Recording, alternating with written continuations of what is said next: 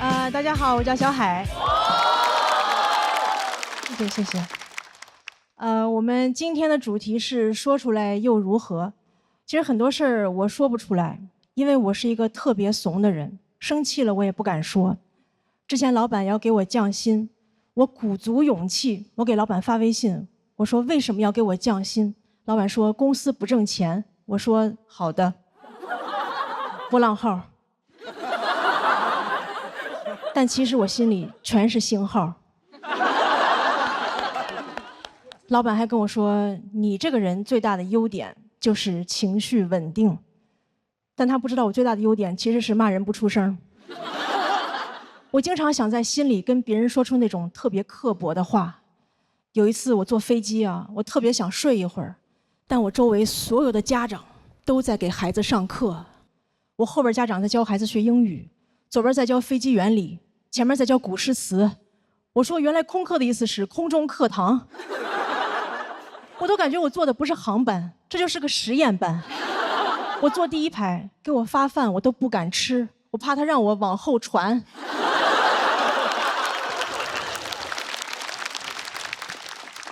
我坐那儿我都不敢打开遮光板，我怕我一打开，班主任在那儿趴着呢。然后所有的孩子都在公放pad，我看这些孩子，我觉得他们不应该学知识了，他们应该学学人生的真相。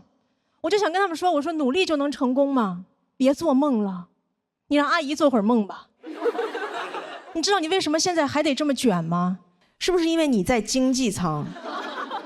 你去头等舱看看，那帮人早就躺平了。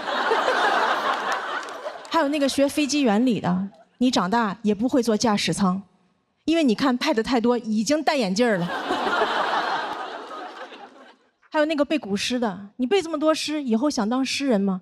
当诗人有用吗？现在中国最有名的诗人在卖牛脆脆。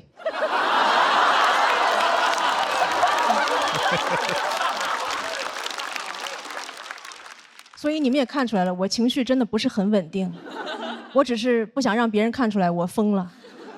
但前2天老板看出来了，因为有一天上班我心情不好，没有化妆，老板跟我说，你上班怎么都不化妆呀？我说没钱怎么化妆？没玩过游戏吗？不充值哪来的好皮肤？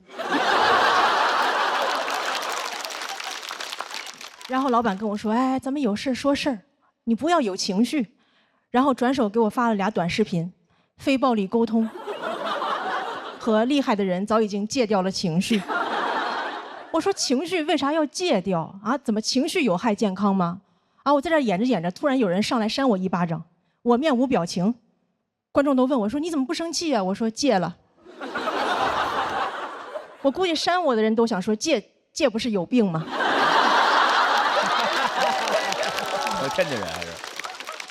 然后老板还跟我说：“最近感觉你情绪不太稳定啊，我觉得你就是太敏感了。”我觉得老板说你太敏感就是一种 PUA， 对吧？因为你都伤害我了，你还要怪我太脆弱。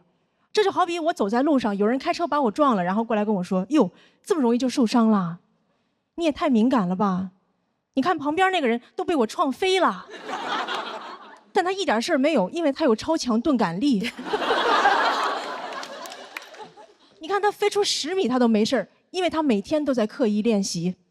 你花21天，你也会成为更好的自己。”我说：“可是我真的疼啊！”你感到疼是因为你在成长。我说：“可是我都快要死了，那些杀不死你的会让你更强大。”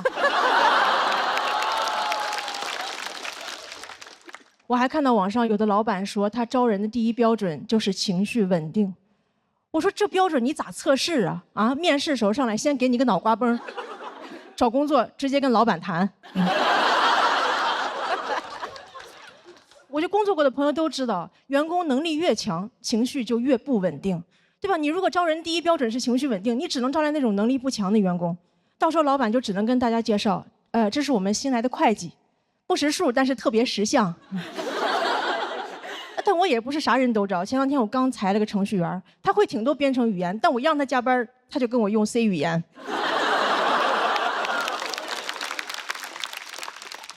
然后前2天老板又要给我降薪，我直接跟他用了一句 C 语言，然后就没有降。我说我学了半天非暴力沟通，原来最有用的居然是暴力。就非暴力沟通几十万字顶不上这一句，我这才是真正的一句顶1万句。谢谢大伙，小海。谢谢。谢谢。大家好，我是小鹿啊。过去这1年呢，我一直都在忙一个项目，备孕。我知道你们现在心情很复杂，人类的本能让你们想说耶，网络的情绪让你们想说咦，所以现在你们的心情起伏啊，就可以用一句歌词来形容，就是耶咦耶咦耶耶哦，你们最终的情绪就是啊哦还好，我周围一些朋友啊，一听说我要生孩子，就跟我要去犯罪了一样。他说：“欧莫，不要冲动啊，你迈出这一步 ，almost 没有回头路啊，这辈子就完了，值得吗？为了那么一个不认识的人，我知道啊，这都是关心，但关心的有点太早了。怀孕哪那么容易啊？我备孕很久了，一直都没啥动静。”后来就跟我的生育搭子托马斯去看医生啊，医生一听，这个操作频率如此之低，就跟我们说你们这个不叫备孕，叫随缘，肚子没动静很正常，因为人也没什么动静。哦呦，这句话真的是触碰了我的逆鳞了，我就开始发力了。不错过任何的风口，大练钢铁直男。我全国巡演，一到排卵期就会宣托马斯前来侍寝。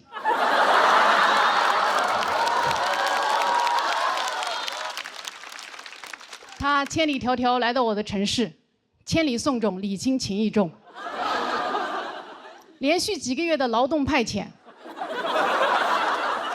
高铁、飞机票也花了不少钱了，这也算是重金求子了。但每次都是仰天大笑出门去，千金散尽还不来。于是呢，我又回医院做了仔细的检查，这回好了，不孕不育治好了我的生育焦虑。我输卵管堵塞，有多堵呢？这么跟你们说吧，我的2侧输卵管呀，堵得就像中国这2个脱口秀上升通道一样。你想出人头地，但是左右为难，最后只能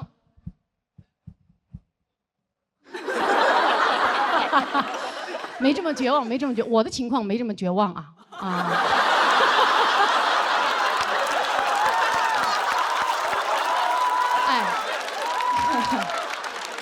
这以前算不孕不育，现在还有的救啊！现在是可以做试管婴儿的。很多人可能对试管婴儿没什么概念，对吧？我跟大家解释一下，首先合法。其次，我生，你们别怕啊！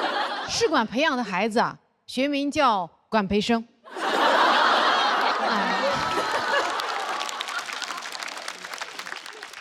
自从考虑做试管之后啊，现在我在看托马斯，他都不是一个人了，他就是一管人。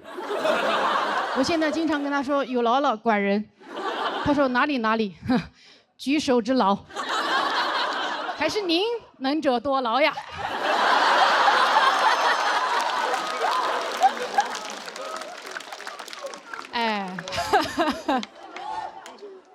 懂的都懂。比起生育能力啊，我现在更担忧我的养育能力。我真的很担心我当不好妈。我的担心呢，源自于我今年收养了一条小狗。养狗之前，我觉得我读了那么多书啊，什么鼓励式教育、无条件养育，那不是张口就来。但是我养了小狗1周之后啊，我对着这个小狗胡言乱语。我说你为什么要尿到我的床底下？你这个小狗是猪脑子吗？我不奢求你像别人家的小狗会取快递，会拉雪橇，会缉毒的，还有编制。我只要你定点尿尿，你都做不到。我养你，我还不如养条别的狗。我对你多好呀！我给你煮好肉，我自己拼谋饭。我花钱给你洗澡，我的澡都是自己洗的。你的良心是被自己吃了吗？托马斯打断了我说：“哎呀，他也不是故意乱尿的。”我说：“你闭嘴，你也尿不对。”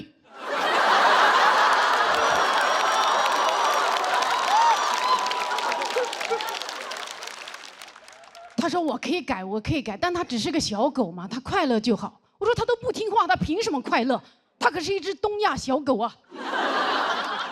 我说完呢，托马斯就抱着这只法国贵宾出去玩了。我恨铁不成钢的看着他们俩活蹦乱跳的背影，我就开始担忧了。以后要是真的开始育儿了，你说我的东亚模式和他爹的西澳大利亚模式，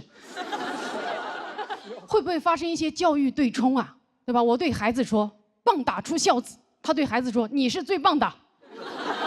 我说骄傲使人落后，他说落后也要骄傲。我说吃得苦中苦，方为人上人，他说吃啥苦中苦，来吃王中王。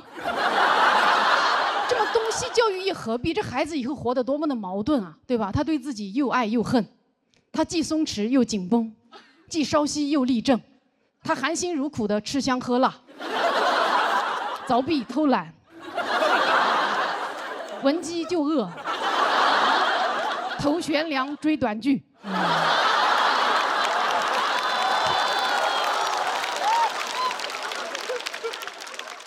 我担心自己养不好孩子，但总有人跟我说：“哎呦，你生了自然就会养了，怎么可能自然就会了？”哎，你想说脱口秀不会写段子，我可不敢跟你说没有关系，你上台了，梗自然就冒出来了。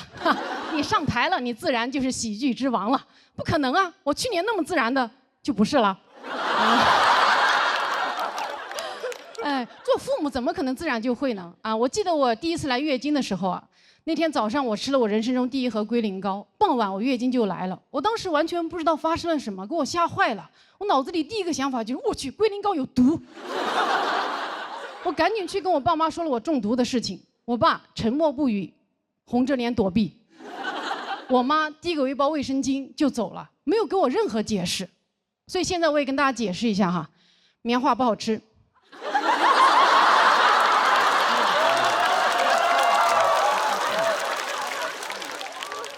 拉嗓子，建议外敷不要内服啊。我母职焦虑还有一个重要原因，是因为我们这一代是中国第一代开始吐槽原生家庭的人啊，鄙人也是其中的中流砥柱。所以我养孩子就会有那种我一定要养得比我的父母更好的胜负欲，我要让我的父母看到我的教育成果之后，对我俯首称臣，说：“哎呦，甘拜下风啊！还是您会培养孩子呀！您看看我养出来的是个什么东西呀！”哎，我一生要强，真的好怕当妈塌房，所以我就想，为什么做父母没有资格考试啊？啊，就像律师执业资格证一样，咱也去考考母职资格证、父职资格证，爸爸考公，妈妈考母，更适合东亚宝宝的应试生育，对吧？有证书不一定能给孩子托举，但是能给我托底。这样以后我的孩子在诋毁原生家庭，我就不需要像现在的父母一样对着孩子痛哭流涕说：“啊，爸爸妈妈也是第一次做爸爸妈妈呀，哭得哟，那个行得我。”不需要这样了，我会理直气壮地把我的证书敷到孩子的脸上，情绪稳定地跟他说：“宝贝，抱怨原生家庭是很正常的，怪别人是人类的本能。但爸爸妈妈这边呢，也是国家认证的职业爸爸妈妈哟。咱们这个原生家庭是符合国标的。如果你还是不满意的话，建议你把自己重新养一遍啊！我当你是家人才告诉你哦。聪明宝宝都爱喝的飞鹤奶粉，用12亿公益生育补贴，补贴奶粉钱给孩子爱的贴贴，爱嗨爱嗨爱嗨哟。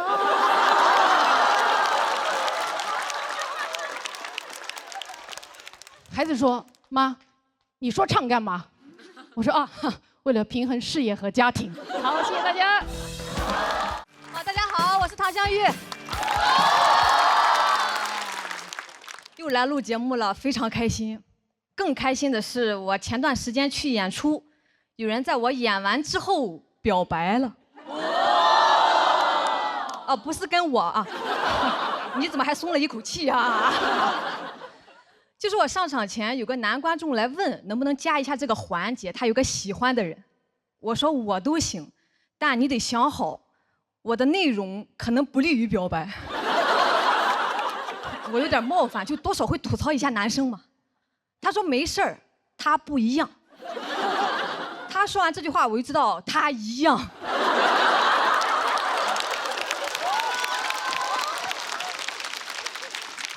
那天我刚讲完，他就窜上来了，让全场给到掌声和尖叫。那个架势都不是 carry 全场，是 marry 全场。把女孩也叫上来了，但人家还没说愿不愿意呢，就有人起哄，亲一个，亲一个，当时场面就僵住了。我讲了1个多小时，还不如这一句冒犯呢。我看女孩特别尴尬，我又看男孩下不来台，他就不下台。情急之下，我说那要不你亲我一个，不就是多一张嘴的事儿吗？就当我大义灭亲了。不行就亲那个起哄的，他肯定愿意呀。我看他快惨死了。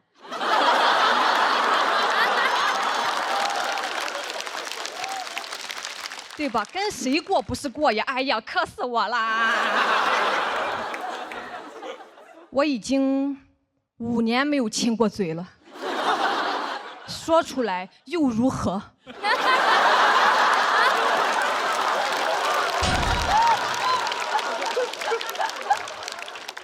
谢谢你的同情。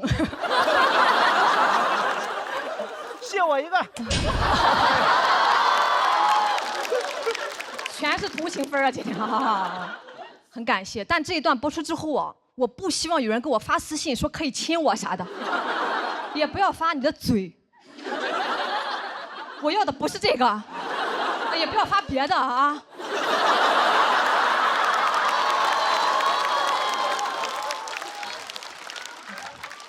说不清了，说不清了，就是不用同情我，我也谈过恋爱的，有喜欢的我也会追。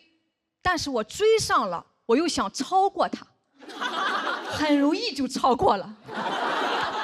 研2的暑假，我前男友说他要去学车，没时间陪我了。我说那我也一块去学呗。他说你不行，你没有方向感，你不用学，以后老公拉着你。啊，谁还会用拉这个词？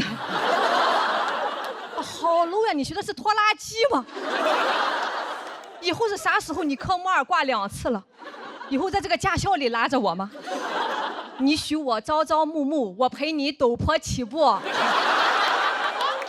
到科目3更不得了了，晚上打电话就是给我讲发动机、仪表盘。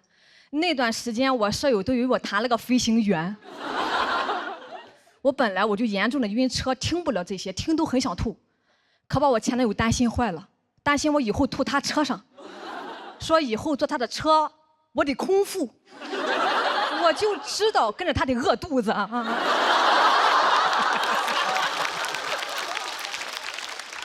我可饿不了啊！开学回去我就偷偷报了驾校。哎，我惊喜的发现啊，开车是不晕的，那刹车油门你自己掌握你就不晕了。10码的推背感，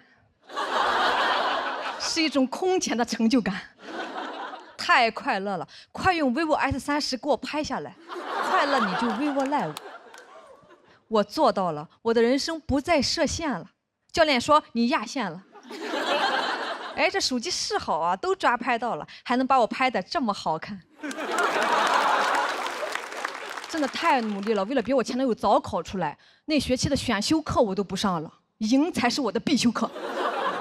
我啪甩出驾照的那一刻，他当时瞳孔都扩散了。啊，超过我了！我说嗨，一脚油的事儿。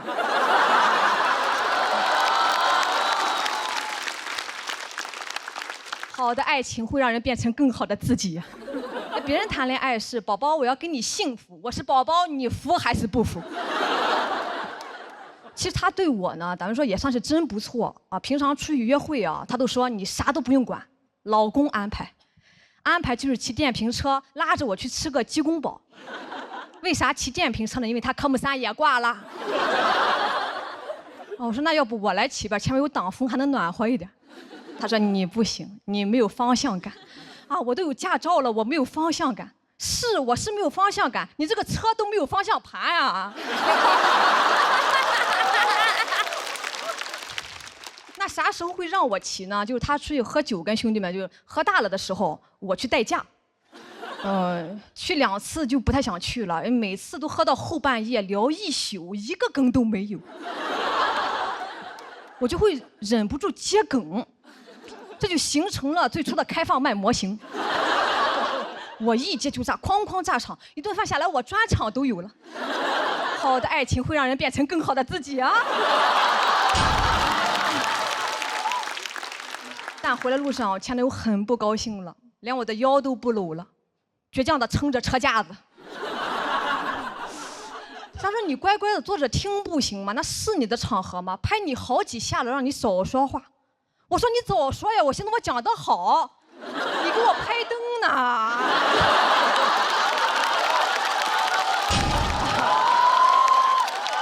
这才是拍灯啊！很快我就提分手了，他很难过，说从外形啊各种表现来看，满分10分，他朋友们给我打了5分，但他依然很爱我。我说你要真的很爱我，你就不会跟我说这个，因为我朋友们给你打了不及格，我都没好意思跟你说。我也是真不错，随便一表现就得了5分，怪不得后来我的专场在豆瓣9.5分。说出来太爽了。这些年吧，男人没留下，留下了一身本事，所以这一篇也算是一封感谢信吧。最近又想长本事了。正好有一个恋综联系我，但同时也想联系我的前男友，是那种在前任上的恋综，前任看着我谈恋爱，这也太刺激了。我想去，好久没骑电瓶车了，所以这一篇也算是一封邀请函吧。你在看吗？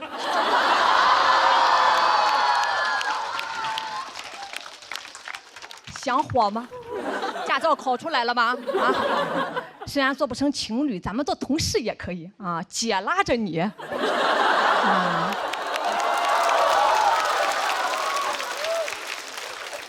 到时候你也是啥也不用管，你就乖乖的，你少说话就行了。好，谢谢大家，谢谢。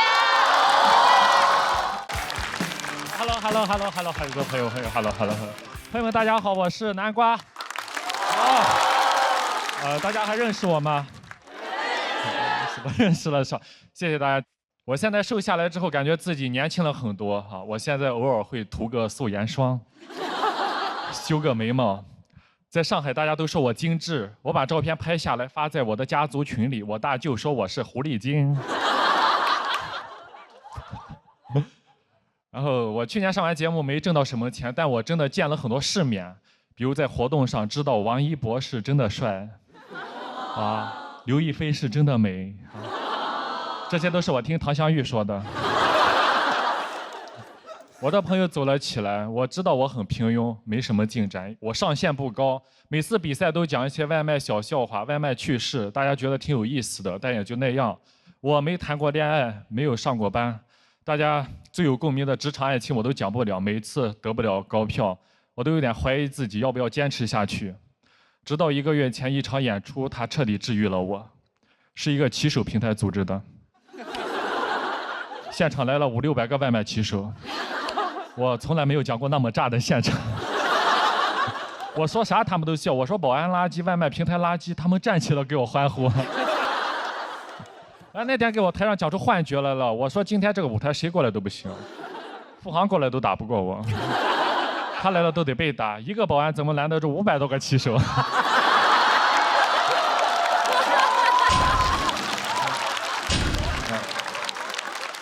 我真的羡慕有些朋友们，朋友们走了起来，红气养人，状态都不一样了。我只能靠我自己养了。我在家里我自己偷偷买了防晒霜，因为我送外卖，皮肤又粗糙又黑，我刚涂防晒假白特别严重，我还修了眉毛，就很辣眼睛。朋友见了说：“你咋这样？你怎么变成这个样子？”在他们心中，我都是那种光头胖胖的那种鲁智深形象。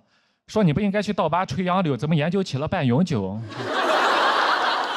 我每次出去，他们都笑话我，那我就不出去了。我说这防晒霜不行，它只能防太阳光，它防不了朋友嘲笑的眼光。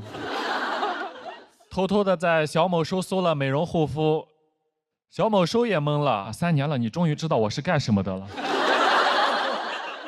给我推的3个月变美计划，100天提升颜值，重建自己，重塑自己，做自己的女娲。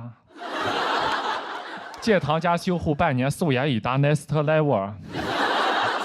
我很激动，满满的干货，点进去全都是卖货的。但我相信，我就买了，因为我想恋爱，我想变美，我就在里面买了胶原蛋白、维 C、维 B、花青素、葡萄籽、益生菌、鱼油。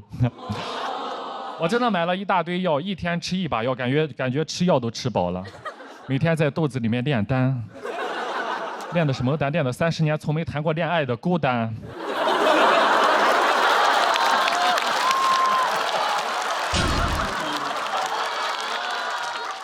说出来如何？我身边的朋友很优秀，对吧？他们优秀，那我也提升自己，我就去健身房报了课。去健身房器械特别的多，我不知道练什么，我就问教练，我想减肥练哪个？教练说我们这边有这个爬楼机、跑步机，其实挺有用的。我说啊，爬楼和跑步要是有用的话，那我还不如去外面接单吧。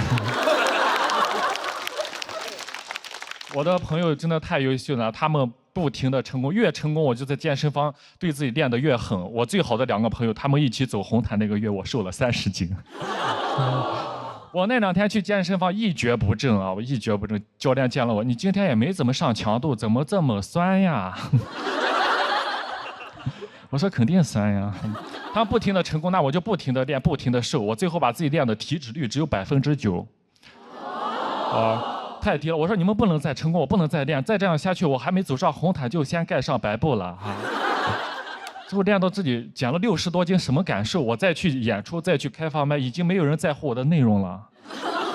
他们在 report 里没有人说我段子的，都说南瓜好瘦，南瓜怎么瘦成黄瓜了？南瓜怎么瘦下来有一种命更苦的感觉？我说肯定命苦呀，戒糖半年多了。然后更多的人他就私信我在评论区或者私信我，他说南瓜怎么瘦下来的，教教我，教教我。私信的人太多，根本回不过来，就每天在家里研究，都快研究成教练了。然后今年5月份我真的去考到了健身教练资格证。谢谢大家。所以我现在是一外卖、脱口秀、唢呐、健身教练4期艺人。就是大家以后不管是饿了、胖了、不开心了，还是人没了，都可以找我。所以我现在呀，我就是全能南瓜。谢谢大家，祝你们开心。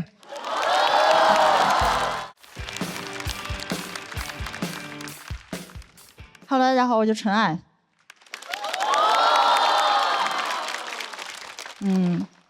我做脱口秀这行也有几年了嘛。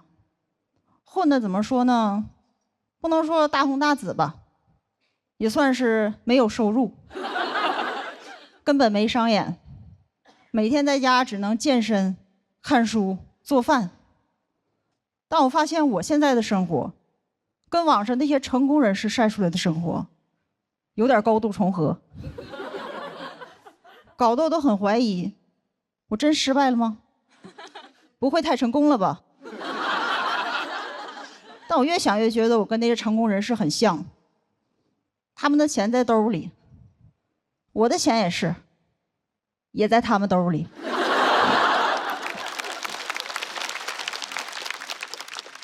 当然我也不是不想努力，我只是想休息一下。有人说那我懂了，你想 gap 一下 gap year。 对，但我不是想 gap year， 我想 gap life。去年过得确实不太好，租的房子也一直出事儿，到处搬家，抑郁症也发作了。还好最痛苦的时候有个朋友一直陪我，某音。我真挺喜欢刷短视频的，我也知道很多批判的声音，比如劝你说别沉迷，天天刷这玩意儿人生就完了。还好我刷之前人生已经完了。甚至我觉得说短视频会毁掉人生的人，既高看了短视频，也高看了我的人生。毁我人生的多了去了，失业、贫穷、原生家庭、剪坏我刘海的发型师，都排着队呢。你短视频算老几？甚至我觉得这小玩意儿还想影响我的生活，你最多算是骆驼身上的第一根稻草。然后还有人说短视频最大的危害就是让人不思考。有没有可能我刷这个就是不想思考？反正我那段时间一思考就想死，全靠在上面看人擦边。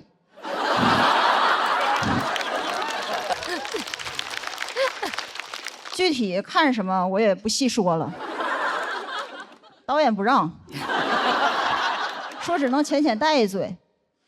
我说懂了，让我擦边。真的，我这个人没别的优点，就是爱上头。刷这东西一天上头10多次，我没从头上下来过，上面全是我的 crush。真太快乐了，根本舍不得死。所以他们擦的是自己的边，救的是我的命，都是活菩萨。我给那钱也不是打赏，那就是香火钱。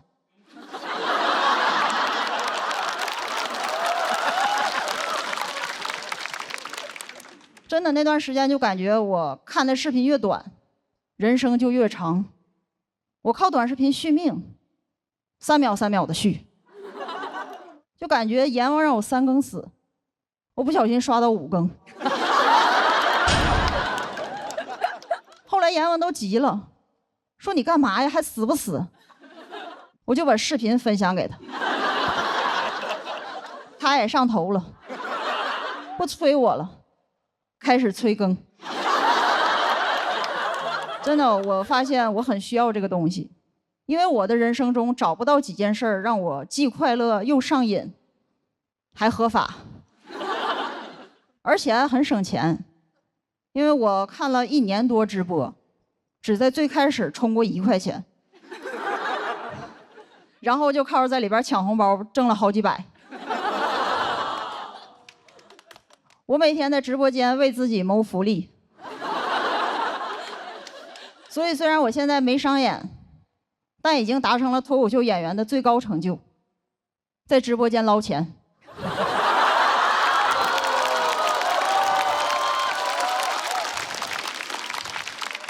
真抢了不少钱。我这样在大主播那还好，遇着那种小主播，我1个月抢的比他挣的还多，搞得我都想要不打赏点吧，反正花的都是他的钱。然后我不但爱刷短视频，还特别上头里边那些神曲，你们肯定也都听过。这种歌有个最大的特点，无论听的时候我的意识多嫌弃，腿已经开始跟着抖了，就感觉我大脑说太土拿走，我腿说拿回来。怎么说，我的音乐品味就像跳楼机。听多了，我在大数据那儿的用户画像就有点变了。他现在觉得我是一个中年的卡车司机，已经开始给我推荐汽车零件和 polo 衫了。我也终于刷到了自己之前没刷到过的东西，米其林、轮胎。最近比赛，很多人跟我说加油，我都想问汽油、柴油。但其实我理解听那些歌的司机和外卖员，因为我那段时间抑郁到起床都困难，我就需要那种又土又来劲的东西，让我从床上爬起来，否则再高雅都不行。哪怕贝多芬亲自来给我弹钢琴，我也会觉得你这玩意儿不来劲呢，给我换 DJ 版。而且高雅的音乐都很忧伤，听的人更想死了。什么命运交响曲，对我来说那是送命交响曲。品味上去了，我人下去了。我们这次主题叫说出来就如何。其实我真的很想说，对于我们很多人来说，活着已经很难了，真的顾不上高雅。甚至我觉得说我们不高雅那些人也没有多希望我们活着。所以我也不用多说，有相似经历的人会理解。而我现在只想跟他们说，再撑一撑，先别跳楼，听跳楼机。讲到这，谢谢大家。大家好，我叫小海。谢谢谢谢。我们今天的主题是说出来又如何？其实很多事儿我说不出来，因为我是一个特别怂的人，生气了我也不敢说。之前老板要给我降薪，我鼓足勇气，我给老板发微信，我说为什么要给我降薪？老板说公司不挣钱。我说好的。波浪号。但其实我心里全是星号。老板还跟我说，你这个人最大的优点就是情绪稳定，但他不知道我最大的优点其实是骂人不出声。我经常想在心里跟别人说出那种特别刻薄的话。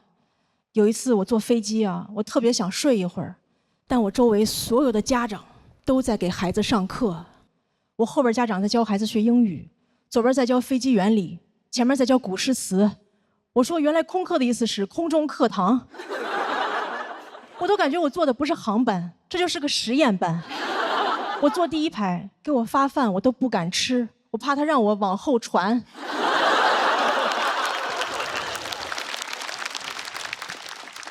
我坐那儿我都不敢打开遮光板，我怕我一打开，班主任在那儿趴着呢。然后所有的孩子都在公放 pad， 我看着这些孩子，我觉得他们不应该学知识了，他们应该学学人生的真相。我就想跟他们说，我说努力就能成功吗？别做梦了，你让阿姨做会儿梦吧。你知道你为什么现在还得这么卷吗？是不是因为你在经济舱？你去头等舱看看，那帮人早就躺平了。还有那个学飞机原理的，你长大也不会坐驾驶舱，因为你看拍的太多，已经戴眼镜了。还有那个背古诗的，你背这么多诗，以后想当诗人吗？当诗人有用吗？现在中国最有名的诗人在卖牛脆脆。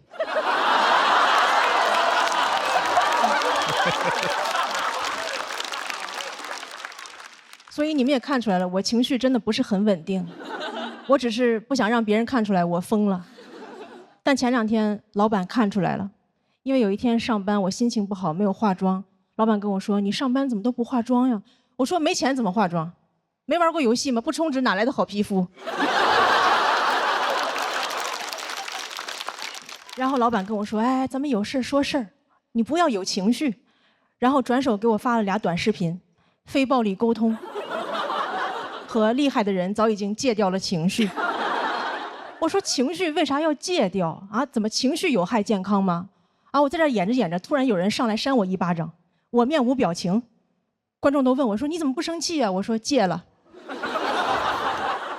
我估计扇我的人都想说：“戒不是有病吗？”天津人还是？然后老板还跟我说：“最近感觉你情绪不太稳定啊，我觉得你就是太敏感了。”我觉得老板说你太敏感就是一种 PUA， 对吧？因为你都伤害我了，你还要怪我太脆弱。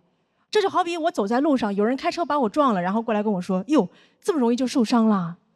你也太敏感了吧？你看旁边那个人都被我撞飞了，但他一点事儿没有，因为他有超强钝感力。你看他飞出10米他都没事儿，因为他每天都在刻意练习。你花21天，你也会成为更好的自己。”我说：“可是我真的疼啊！”你感到疼是因为你在成长。我说：“可是我都快要死了，那些杀不死你的会让你更强大。”我还看到网上有的老板说，他招人的第一标准就是情绪稳定。我说：“这标准你咋测试啊？啊，面试时候上来先给你个脑瓜崩，找工作直接跟老板谈。”我就工作过的朋友都知道，员工能力越强，情绪就越不稳定，对吧？你如果招人第一标准是情绪稳定，你只能招来那种能力不强的员工，到时候老板就只能跟大家介绍，这是我们新来的会计，不识数但是特别识相。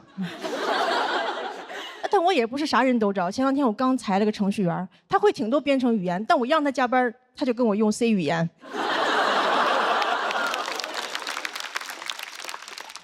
然后前2天老板又要给我降薪，我直接跟他用了一句 C 语言，然后就没有降。我说我学了半天非暴力沟通，原来最有用的居然是暴力，对都非暴力沟通几十万字，顶不上这一句，我这才是真正的一句顶1万句。谢谢大家，小海。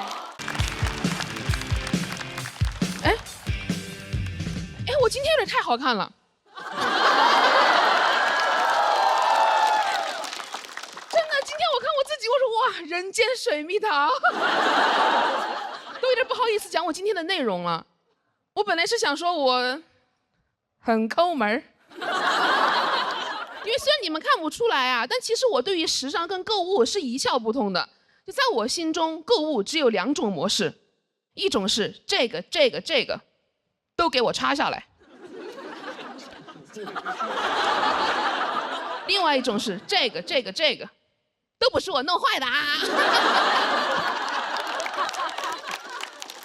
我记得有一年冬天啊，我为了奖励我自己，给自己买了一个200块钱的外套。我高高兴兴出门去，一个朋友指着那个 logo 问我：“你现在是有钱了哈？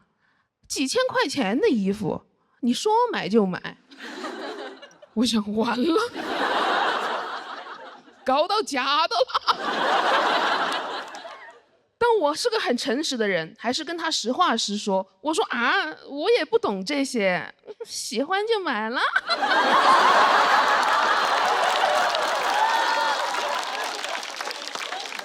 最近呀，一个朋友跟我说，你现在呀也是红了，我带你去趟香港，了解时尚，顺便呢勇闯富豪世界。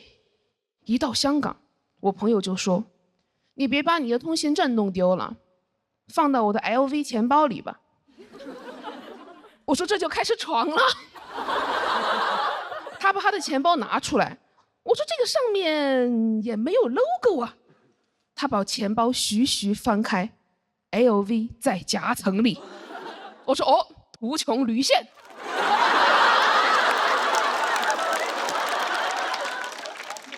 我们俩在逛街的时候，他指着前面一个女生说：“他说你看，那个人穿的是假裤子。”我当时第一反应，我说什么是假裤子？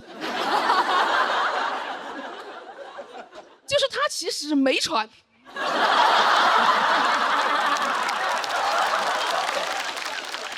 那个是人体彩绘。后来我朋友带我去看香水，他说他喜欢祖马龙，因为很低调，但是别人一闻就知道是祖马龙。到这儿我真的忍不住了，我说这个别人，他到底是谁呀？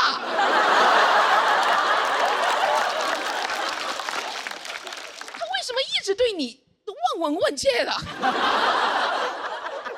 而且真的有人那么懂品牌吗？因为如果是我闻到别人的香水，我只会说嘿嘿，你好香啊。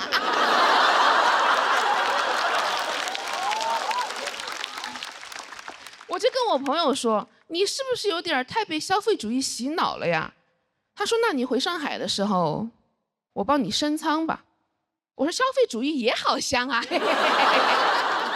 那个其实是我第一次坐公务舱，我是非常紧张的。我坐那儿之后呢，想调座椅靠背，摸了半天，也没有摸到开关。你知道，主要是也不敢大摸。不了解公务舱，我怕我摁个啥按钮，给飞机舱门弹开了。那样的话，我的惊呼声会显得很像祈祷啊！门。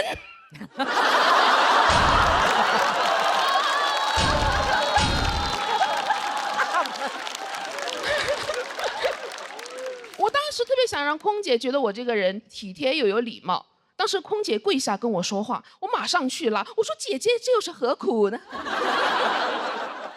空姐问我橙汁和水您需要什么？我说我都不要，我要你好好休息。不好意思，有点太油了啊。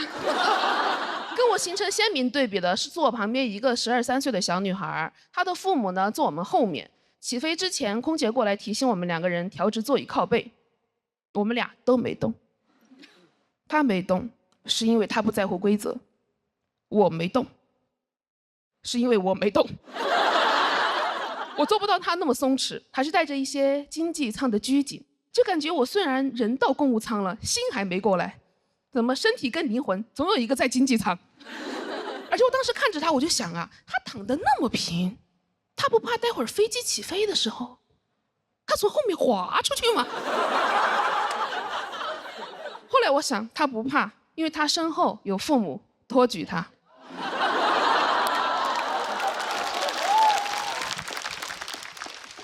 而且当时更让我生气的是，他背了一个香奈儿包。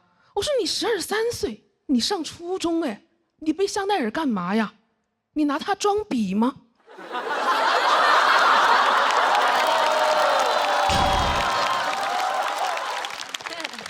但是说真的，我是很羡慕他的啦，因为我爸从小就是穷养我，就对他来说，除了生存需求之外，其他都是浪费钱。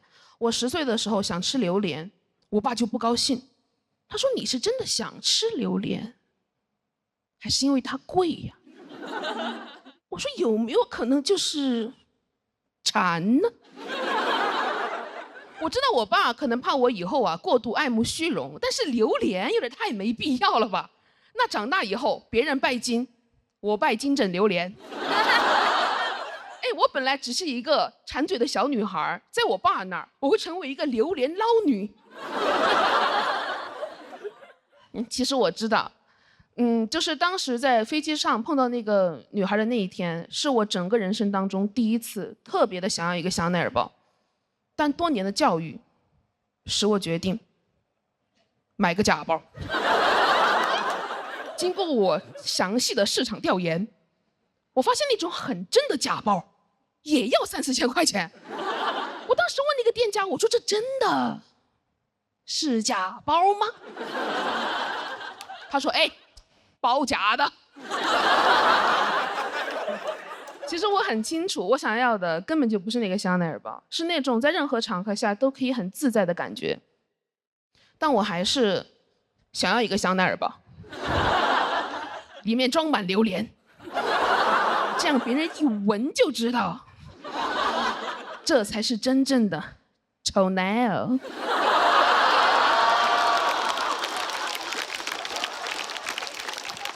其实我上周已经买了，买的真的。哎，说出来又如何？真的，我今年很想多赚钱，我想给我妈也买一个香奈儿包，给我爸买一个刮胡刀，手动的。他如果有意见，我就问他：你是真的想要电动剃须刀，还是因为它贵呀？谢谢你们。嗨，朋友们，嗨，稍微先解释一下这个手哈，就是在刚才休息的通道里边，因为太暗了，摔了一跤啊。想过在这轮输给堂姐，没想过输给黑灯。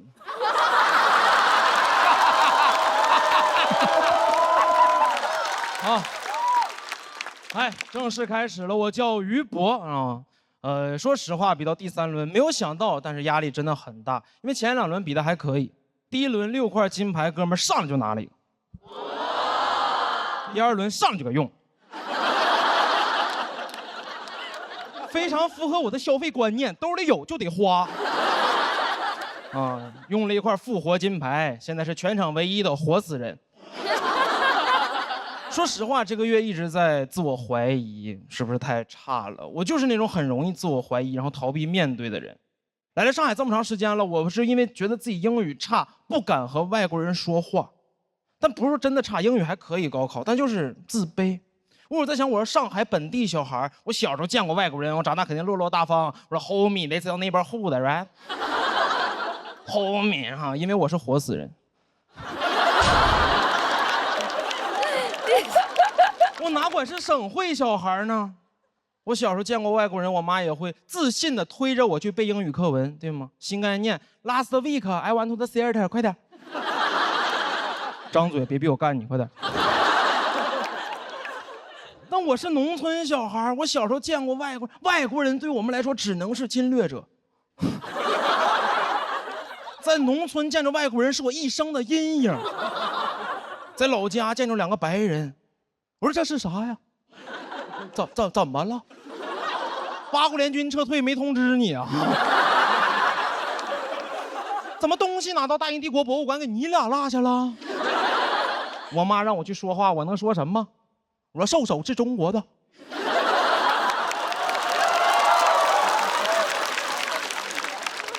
他说哥们儿，我也是中国的，我少数民族。还是来了上海，因为自卑感到落差，就是来了上海才意识到，原来英语是一门语言呢，他怎么能拿来交流呢？我们的英语只是一门学科，落在试卷上，还交流。我们的英语学的跟捧哏似的，最多保证话不掉在地上。还什么听说读写，我们就是嗨，没听说过。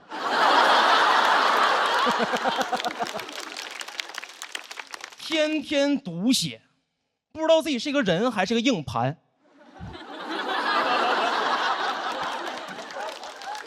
啊，不是说为了抖一个谐音梗，是因为我们那年黑龙江英语高考英语不考听力，不是说真的不考，就是播放但是不算分儿，高考当白噪音放。我们训练的不是如何听懂外国人说话，训练的是如何在外国人说话的时候屏蔽，专心干自己的事儿，快点！阅读理解，写作文，快点！长大了，外国人说话不是听不懂，听不见。一听着外国人说话专注，出国都没有工作，特别适合给外国人做美甲。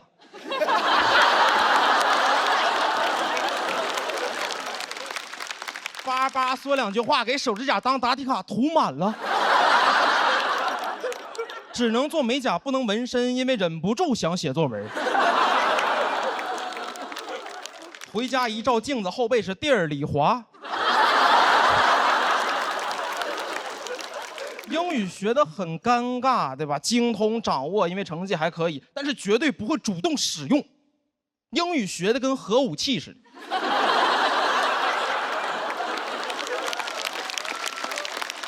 朋友还问呢，说你会不会？我说会。他说那你说呀。我说还没到时候。我方不使用，但掌握英语威慑。别说英语了，来上海中文都快不敢跟别人说了。前两天在路上，一个闯红灯的电动车把我撞了，不是撞的这个，把我撞了。当时我挺生气的，因为我占理，我说你闯红灯是错的，你道歉。他理直气壮，他说我在闯红灯的时候故意站在路中间，我没有父母，说我在马路中间站着是为了投胎见我的父母，给我一顿骂。在他眼里边，我是一个恶意撞他的孤儿。我是个肇事孤儿。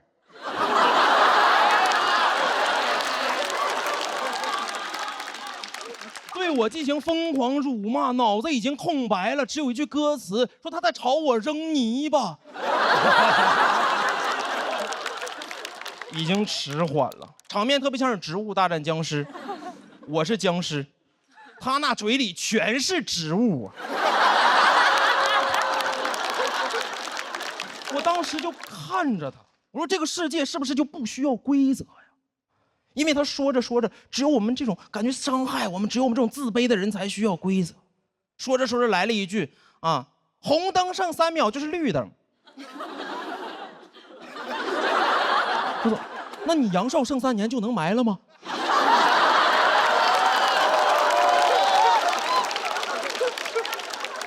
我就是觉得，怎么有的人狂妄到就可以修改规则呢？你没有办法说服他们，很难。难道说服？当年我们老师让我读说服，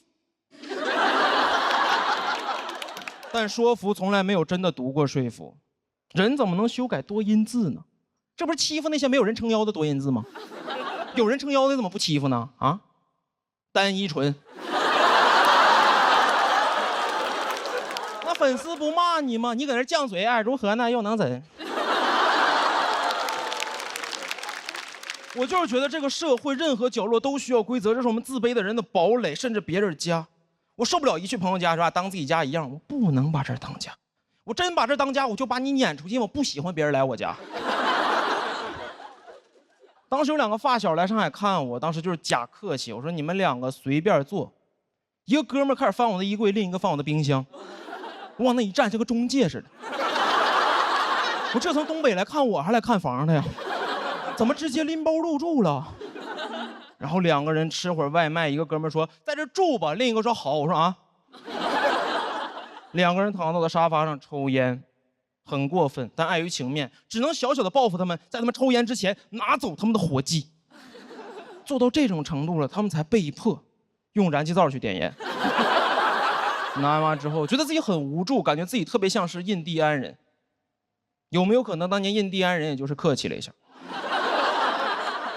和第一批下船的欧洲人说你就当自己家一样？他们直接拎包入住了。印第安人往那一站，欧洲人说在这住吧，另一个欧洲人说好，印第安人说啊。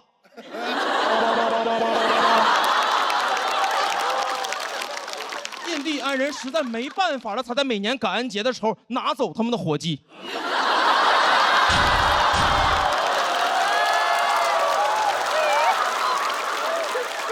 我真的觉得自卑的人的底色和印第安人是一样的，我们最大的共同点就是都不会说英语。第一次在老家见到白人，都是我们一生的阴影。我们就是站在那里不动，他们向我们走来，我没有办法说服他们，但是我希望能永远说服自己。谢谢你们。嗨，大家好，我是嘻哈。哎，欢迎大家，我给大家做自我介绍，我是一个空姐，看得出来吧？听得出来气血很足哦，应该看得出来，感觉到不好欺负啊。但我刚刚上班的时候，有一次我在客舱服务，我站着发水。我就感觉我的屁股一直在被人摸，我当时都懵了，我本能反应转过去就是你摸我屁股干什么？当时我声音很大，所有旅客都看向了那个旅客，他理直气壮地端着一杯水说我没摸呀，我叫你帮我加杯水。我说你叫我加水可以按呼唤铃，你按我屁股干什么？他也不会亮。同事说你声音好大，你就不怕他投诉吗？我说哎，我被摸屁股，我还不能声音大，再说他能投诉什么？下去就被投诉了。他投诉我说服务态度不好。我领导问我你跟旅客说什么了？我说我屁股不亮。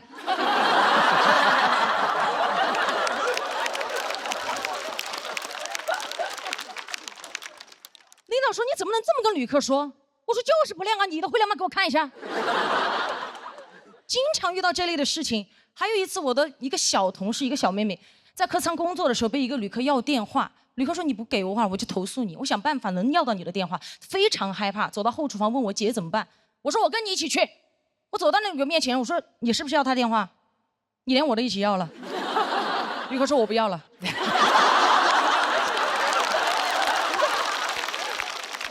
为什么不要？他说我就是不想要了。我说嗨，电话只想要一个了，刚刚发饭的时候餐都要2盒。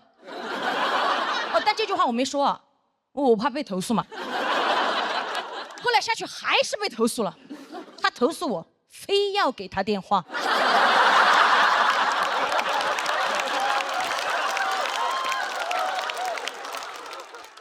前不久我闺蜜也是给我打电话，我刚刚下班不久，她给我打电话说她在一个工作局上，她的一个工作局上她走不了，让我过去接她。我到了之后，她领导突然站起来说：“哎呦，空姐来了，快点快点快点，空姐来了，快点，都在等你，来坐下吃点，都在等你。”我说都在等我，我一看桌上什么都没了，等我干什么？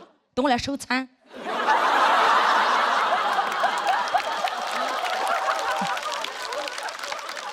我刚刚下班又要上班。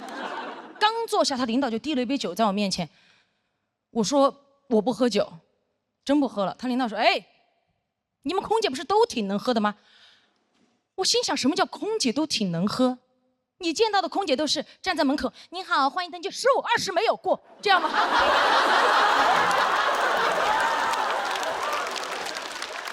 没有吧？所以当天我还是压制着情绪，礼貌的跟他讲，我说真不喝了，领导。明天还要上班，我实在是不想跟他多说话，当时脸色也不太好看。只见我朋友的领导脸色一沉，拍了拍我朋友的大腿，说：“你朋友生气了。”我看到噌的一下站起来，你摸他腿干什么？当时我仿佛听到有人说了一句：“他声音好大。”但我就这么一吼，当时在场所有人目光锁定领导，领导一看就是老手，他举起他右边的老手说：“我没摸呀，隔着裙子不叫摸。”我低估了他这张老嘴，我气到浑身发热，汗流浃背。当时左边胸上的硅胶胸贴气到贴不住，咣的一下就掉出来了。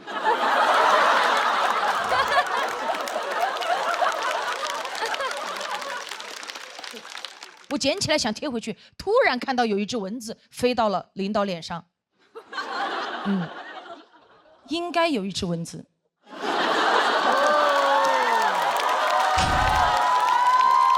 就是有只蚊子。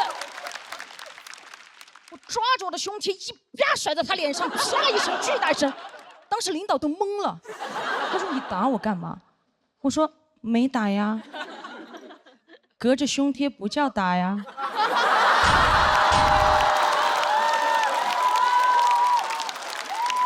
好想跟他讲，这是一个女人宽广的胸怀拍在你不要的脸上。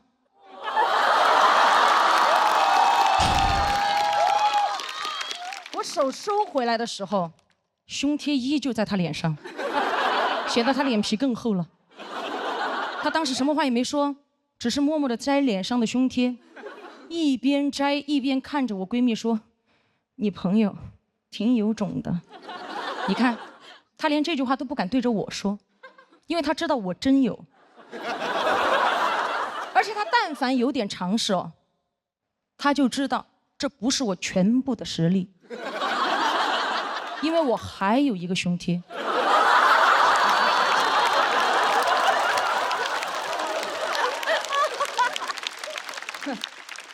回家路上，闺蜜就在车上担心嘛，因为她的领导跟我领导认识，会给我穿小鞋。我说可笑，什么叫穿小鞋？我胸贴都不穿。后来我朋友领导还威胁她，让她不要把这件事情说出去，不让她在公司说。好，我上电视上说。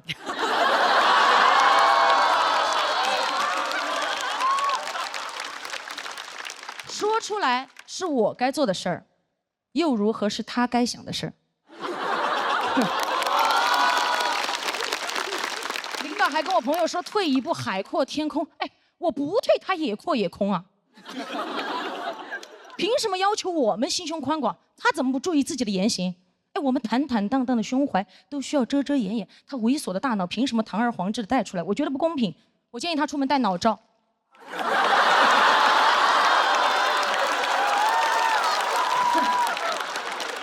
爽啊！还有这个领导，如果你不想被骂，你就别做，对吧？如果你做了，你就别怕被骂。如果你觉得今天我骂的脏，哈，隔着屏幕也不叫骂。谢谢大家的喜爱。哎，到手面。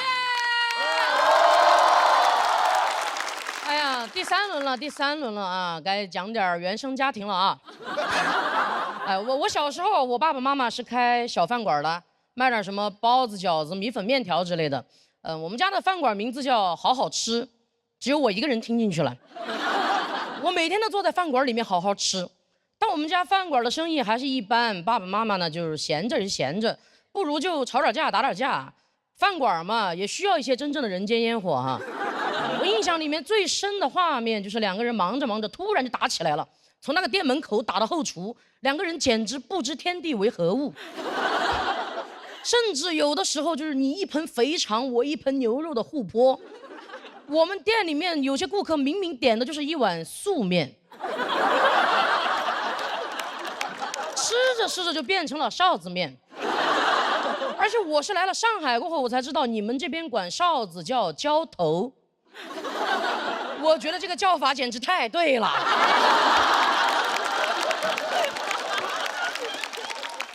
我爸妈就是这么用的，而且也是来上海待久了过后，我才知道你们这边管这个叫家暴。我觉得这个叫法简直太对了，因为我妈就没赢过。我知道你们现在很紧张啊，我当时的家庭氛围就是这么紧张。你们反正就紧着听吧，我松着讲啊。反正这些事儿，我觉得说出来又如何嘛，是吧？每次我爸爸妈妈一打架，我妈妈就会披头散发的跑回娘家。娘家人没有那么好惹的，马上就要选出一个代表，去讨个说法回来，就选了我舅舅。我舅舅长得跟我一样高，已经算是我们家里当时最高的了，看起来就挺好惹的。我舅舅每次来到饭馆门口，2个袖子往上一撸，站在门口大喊出来，那就是他那天说过最狠的话了。就2口子闹矛盾，家里面的人一般就是坐下来吃个饭，就当无事发生了。我舅舅本来还很生气，但他吃着吃着就开始晕碳了。跑回去唯一的说法就是这个回锅肉还挺有说法的。就我们家的日子就开始这样日复一日的循环起来了。妈妈一回去，舅舅就会来；舅舅一回去，妈妈就回来。我舅舅后来都3高了，所以我爸打我妈这个事儿，最难消化的人不是我妈，是我的舅舅。直到我4岁啊，问题依然没有被解决过。我舅舅趁着唯一一次还没有吃晕碳的时候，就悄悄地跟我妈说：“抛嘛，不行就抛。”我舅舅实在是不愿意吃回锅肉了，我妈也决定要跑，她就开始偷偷的在饭馆里面存钱。那个时候卖1碗面，她能存5毛；卖1笼包子，她能存3毛。所以有段时间，她经常就在店里面给客人推销面条。其实每个吃过我们家面条的客人都助力了我妈的逃跑计划。我都在想，幻想我妈妈逃出去那一刻，别人越狱是 freedom， 我妈妈出走 noodle。一个凌晨，像往常一样，我爸爸还在熟睡，我妈妈已经系好了围裙，从家里去饭馆的路上，突然就消失了。我后来问他，我说你到底是什么契机决定要走的？他说当年有一部火遍大江南北的电视剧叫《不要和陌生人说话》，有看过的吗？有看过的吗？看过的你们也有点年纪了哈，你们反正。我妈确实太喜欢跟陌生人说话了，她不说话的话，饭馆的生意会更差。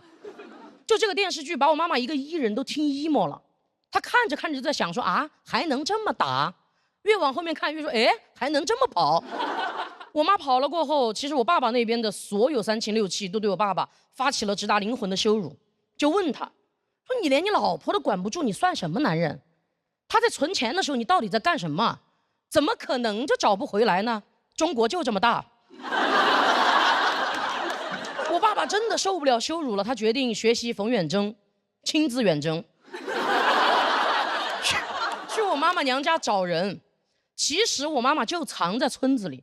但村子里所有的人一看我爸爸来了，平时最爱扯闲话的几个大娘就靠在村口，你一句我一句的，几个人就，哎呀，那个跑了，跑到上海去了，不是上海，北京。哎呀，你们都搞错了，跑到美国去了。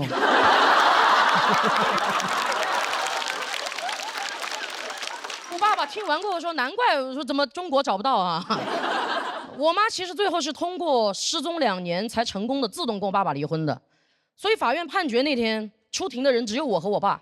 我觉得我妈妈挺勇敢的，她的缺席让我第一次看见了一个看不见的女性，因为她知道挨打的她离不了婚，她就只能成为那个消失的她。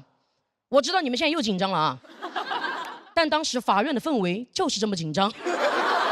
你们紧着听吧，反正法官是松着判的，把我判给了我爸爸。当时他对着4岁的我说：“小朋友，你是想跟着爸爸呀，还是想自己出去单干呢？”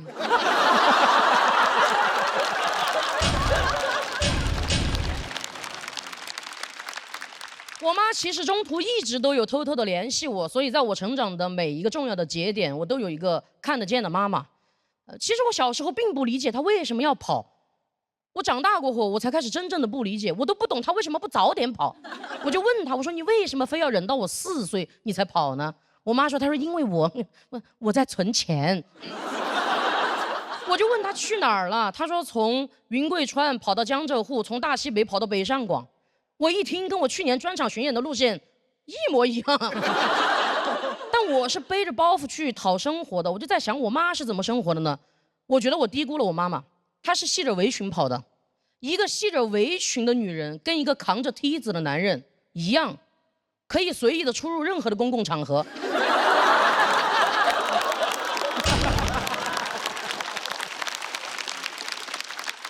就哪怕是联合国开会，我妈去了，保安一看到她，她说：“哇哦，包子饺子普利斯。”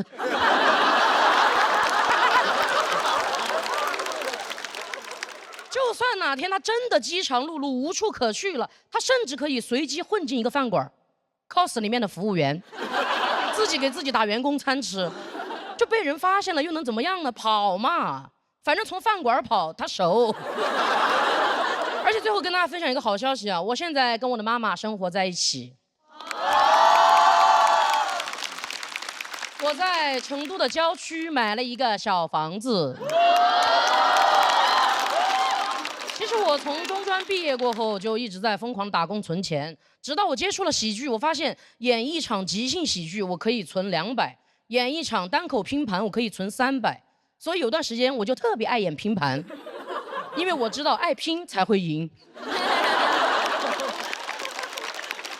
我妈妈看我这么疯狂的存钱，她也挺紧张的，生怕我要跑。我说：“妈妈，这个家没有人需要再跑了。”谢谢大家，我是王悦，谢谢。